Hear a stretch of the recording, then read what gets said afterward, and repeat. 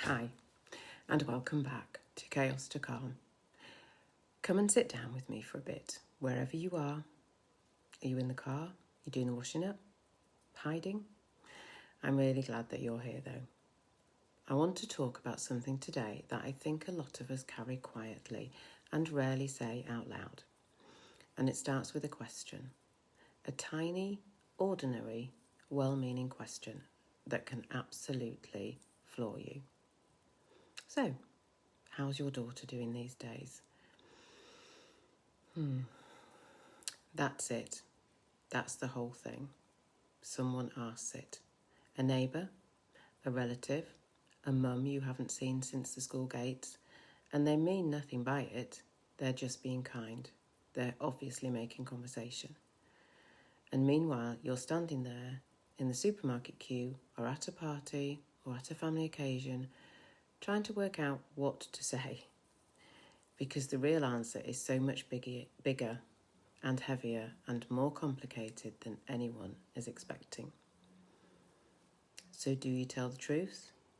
Do you say, well, actually, it's been one of the hardest years of our lives? Of course you don't. So you smile and you say, oh yeah, she's doing fine, thanks.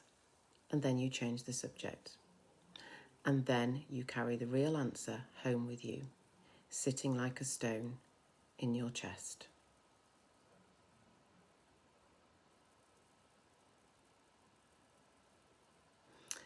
The milestones that everyone else is hitting. And it's not just the question, is it? It's everything around it. It's the other kids, the ones the same age as yours, the ones going off to uni, starting jobs, moving in with their partners, maybe getting engaged, having babies, the ones whose mums post it all beaming and rightly so. And you scroll past it. Not because you're not happy for them. You are, you really are. But because every single one of those quiet posts is a quiet little reminder of the life you thought your child would have. The path you'd assume they'd walk. The milestones you took for granted back before you knew. And I want to be really honest about this because I think it's one of the loneliest feelings there is, watching someone else's children move forward while yours is fighting just to get through the day. It's not envy, not really, it's grief. It's grief for the ordinary, easy, uncomplicated life you imagined for her, and grief that shows up as a jealousy, a jealous little ache when you see someone else's daughter in a graduation gown, but it's still grief, and it still deserves your gentleness. The family gatherings can be the hardest. And then there's the birthdays, the Christmases, the weddings, the rooms full of relatives, all lovely, all curious, all asking. Everyone swapping updates about their children. Ours has just bought a flat. Ours is off travelling. Then it comes round to you, and you can feel your whole body tense because you don't have a headline. You don't have a neat, cheerful, socially acceptable update. What you have is a year of appointments and worry and small, terrifying moments nobody in that room will understand. So you shrink yourself down into a sentence, oh, she's keeping busy, and you smile, and nobody knows that you're grieving right there in the middle of that buffet. If that's you, if you dread those rooms, if you've ever driven home from a family do with tears in your eyes that you couldn't quite explain, I want you to know you are so far from being alone.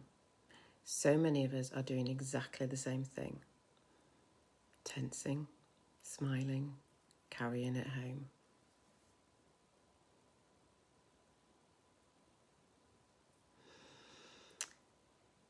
But the milestones that no one else can see, And here's what I've come to understand.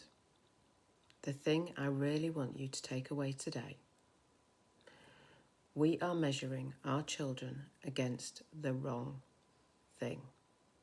Because the milestones everyone else is celebrating, the graduations, the promotions, the weddings, those are wonderful for them. But they are not the only milestones that matter, and they are certainly not the biggest ones. Do you know what my child has achieved? That no graduation gown could ever capture. She got up on a day she didn't think she could. She told me the truth when it would have been easier to hide. She stayed, she kept going, she reached out instead of shutting down, and she survived a night that felt unsurvivable. That's no small thing. Those are so enormous. They are, in fact, some of the hardest things a human being can do. It's just that nobody hands you a card for them. Nobody posts a beaming photo, and the world doesn't clap, but they really count. They count more than almost anything. And once I started measuring my daughter by my own yardstick, by how far she had come, and not by how far someone else's child has gone, everything got a little bit lighter. Because by her measure, she is bloody extraordinary. So what do we say when they ask? Let me come back to that question. How's your daughter doing? You do not owe anyone the whole story. You never have to hand your child's private struggle to a near stranger in a queue. But you also don't have to shrink her or you into, oh, she's fine. Sometimes now I say something that's true without being completely honest. She's working really hard on some tough stuff and I'm really proud of her. And that's it. It honours her, it honours the truth, and it lets me walk away without that stone in my chest. Because I haven't pretended, I haven't overshared, I've just told the truth. My girl is doing something hard and I'm really proud. You are allowed to be proud of your child's achievements that the world can't see. In fact, I think that might be the truest, deepest pride that there is. So before you go, here's what I'm going to leave you with.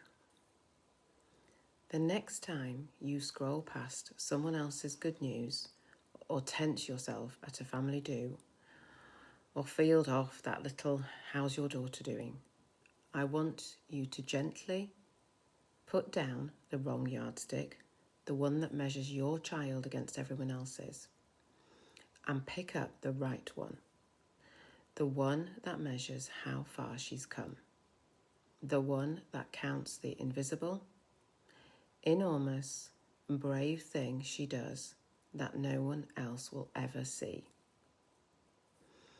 By that measure, she's doing beautifully, and so are you. If this landed for you today, come and find us. There's a whole community of mums who understand exactly this ache. The links are wherever you're listening. You don't have to carry it home alone. Be gentle with yourself this week. You're calm in the chaos, Sami.